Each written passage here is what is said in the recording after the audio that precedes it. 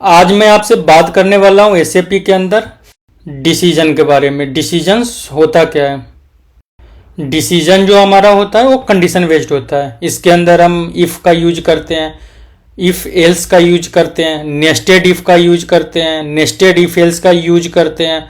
हम यहाँ पे मल्टी लेवल इफ़ का यूज करते हैं। डिसीजन के अंदर मेनली हम इफ़ एल्स एंड केस का यूज करते हैं। केस हमारा क्या होता है? केस सेम हमारा इफ एल्स टाइप का ही होता है, बट केस में हम सबसे पहले हेडर पे ही बता देते हैं कि हमारा जो है डिसीजन क्या है। उस हिसाब से नीचे जाकर वो डायरेक्ट उसी पॉइंट पे पहुंचता है जहां पे उसको इवेंट फायर करना होता है, जो हमारा स्टेटमेंट एग्जीक्यूट करना होता है। ये हमारा डिसीजन होता है। चलिए मैं डिसीजन के अंदर आपको कुछ एग्जाम्पल करके बताता हूं। यहाँ पे डिसीजन कंट्रोल के अंदर मैंने आपके लिए 2-3 एग्जाम्पल रेडी किया है। सबसे पहले जो मैंने आपके लिए एग्जाम्पल रेडी किया वो इफ़ के साथ है। इफ़ अगर कंडीशन ट्रू हो या फॉल्स हो तो क्या स्टेटमेंट प्रिंट करेगा। उसके बाद इफ़ एंड एल्स का एग्जाम्पल है। उसके बाद if else if and if का एग्जाम्पल है। उसके बाद नेस्टेड इफ़ का एग्जाम्पल है। सबसे लास्ट में मैंने आपके लिए केस का एग्जाम्पल रेडी किया है।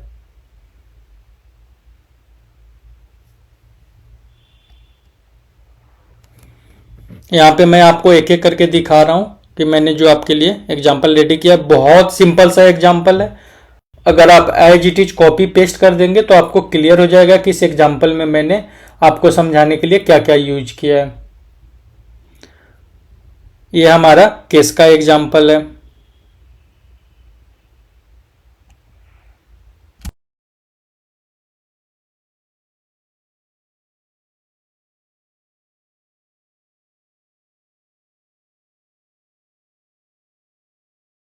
चलिए अब इसको हम प्रिंट करते हैं। प्रिंट करने के लिए आपको पता है सेव करना है, सिंटेक्स चेक करना है, एक्टिवेट करना है, एग्जीक्यूट करना है। यहाँ पे आउटपुट आपके सामने है, बट एक ही लाइन में सारा आउटपुट दे दिया। चलिए यहाँ पे हम न्यू लाइन लगा के इसके आउटपुट को ब्रेक करते हैं। पहले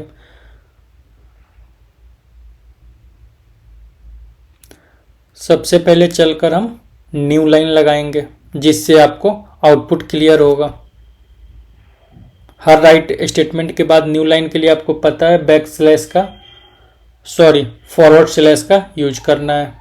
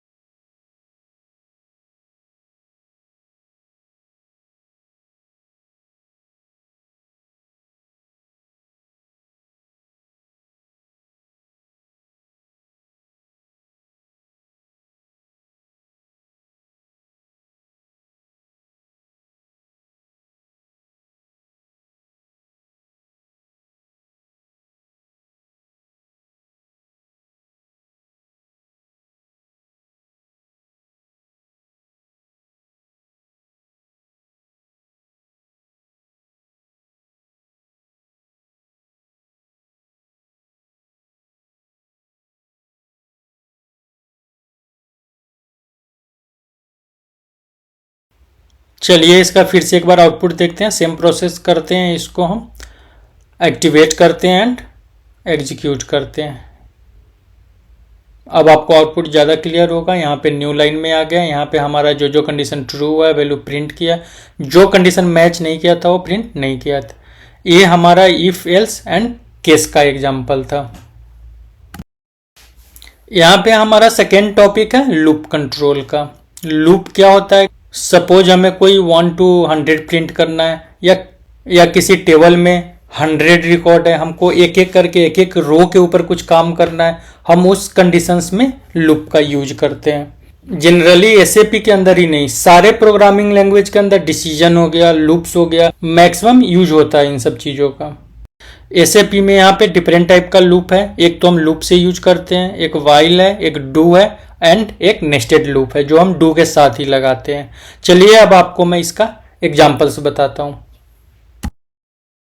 फर्स्ट एग्जांपल मैंने आपके लिए लूप का लिया है। यहाँ पे मैंने क्या किया, SAP स्टैंडर्ड का एक टेबल है T001 जिसको हम कंपनी कोड स्टोर के लिए यूज करते हैं।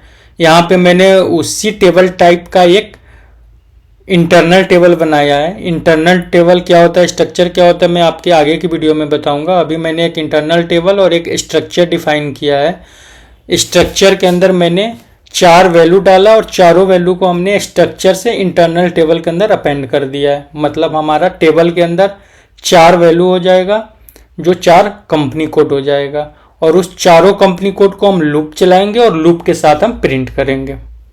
चलिए अब इसको हम सेव करते हैं, सिंटेक्स चेक करते हैं, एक्टिवेट करते हैं, एग्जीक्यूट करते हैं। यहाँ पे हमने लूप चलाकर चारों कंपनी कोड को प्रिंट कर दिया। ये हमारा सिंपल लूप का एग्जाम्पल था। नेक्स्ट एग्जाम्पल यहाँ पे हमारा वाइल लूप का है। मेनली हम वाइल लूप के अंदर क्या करते हैं, उसको नंबर ऑफ टाइम्स चलाते हैं, और वो जितने टाइम चलता है उतने टाइम हम उसके अंदर कोई ना कोई ऑपरेशन एग्जीक्यूट करते हैं। यहाँ पे हम इसको 8 टाइम चलाएंगे और 8 टाइम चलाकर इसके अंदर से इसका वैल्यू रिट्रीव करेंगे। चलिए इसको हम एक बार प्रिंट करके देखते हैं कि आउटपुट कैसा आएगा। आपने यहाँ पे स्क्रीन पे देख लिया कि आउटपुट में 8 टाइम तक हमारा वैल्यू रिट्रीव करके प्रिंट किया। ये हमारा वाइल लूप था। नेक्स्ट हमारा डू लूप है। डू लूप में भी हम सेम करते हैं, जितने टाइम हमको चलाना होता है उतने टाइम का हम यहाँ पे एक वैल्यू साइन करते हैं और उतने टाइम लूप चलाकर हम वैल्यू प्रिंट करते हैं। दोनों में डिफरेंस क्या होता है कि वाइल में हम लगाते हैं कि वाइल जब तक ये कंडीशन फॉल्स ना हो। डू में हम लगाते हैं कि नंबर ऑफ कंडीशन टाइम। यहाँ पे आउटपुट में आप देख सकते हैं उतने टाइम हमारे लिए इसने प्रिंट कर दिया। ये डू लूप का एग्जाम्पल था।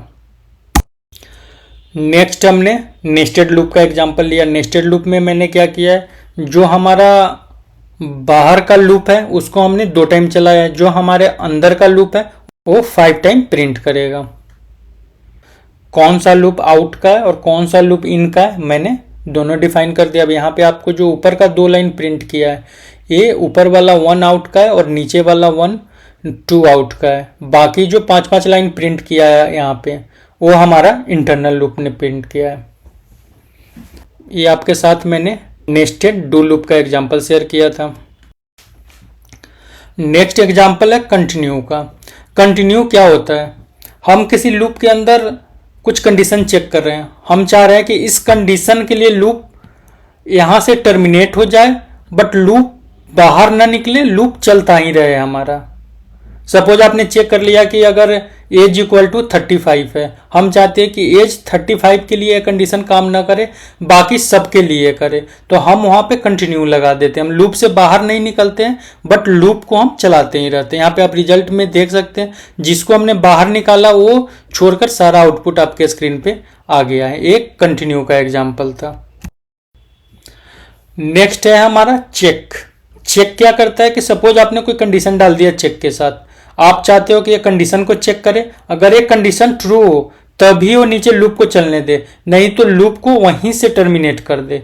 तो चेक हमारा वही काम करता है। जैसे सपोज हमने डाल दिया कि 5 to 7 हो तभी चले, नहीं तो अगर कोई और भी कंडीशन यहाँ पे आ रहा है तो उसको यहाँ से टर्मिनेट कर दे, मतलब अंदर जाने ही नहीं दे। तो हम क्या करते हैं, हेडर पे चेक लगा लेते हैं कि अगर ये है तो अंदर जाओ, नहीं है तो आप यहीं से बाहर हो जाओ। जस्ट लाइक ए गेट, कि गेट पे आपने क्या किया, चेकिंग लगा दिया कि ये कंडीशन है अंदर आने दो, नहीं है बाहर कर दो। इस टाइप के कंडीशन को चेक कराने के लिए हम चेक का यूज करते हैं। इसका मैं आपको आउटपुट दिखा देता हूं। आउटपुट आप देख सकते हैं कि 5 से 7 के लिए इसने चेक किया है। ये सिंपल हमारा चेक का एग्जाम्पल था। नेक्स्ट है हमारा एग्जिट।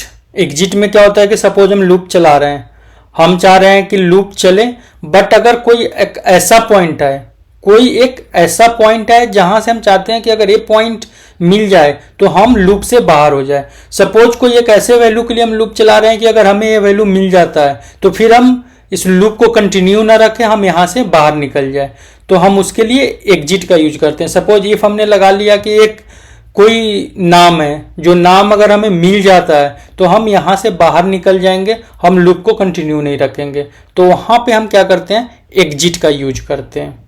चलिए इसको हम आउटपुट में देखते हैं कि इसका आउटपुट कैसे आएगा, जो एग्जांपल मैंने आपके साथ शेयर किया है। देख रहे हैं जहां पे हमने लगाया था कि यहाँ से एग्जिट हो जाए, तो यहाँ से ये लूप एग्जिट हो गया। ये आपका एग्जिट का एग्जाम्पल था। चलिए अब इस वीडियो को हम यहीं पे ख़त्म करते हैं।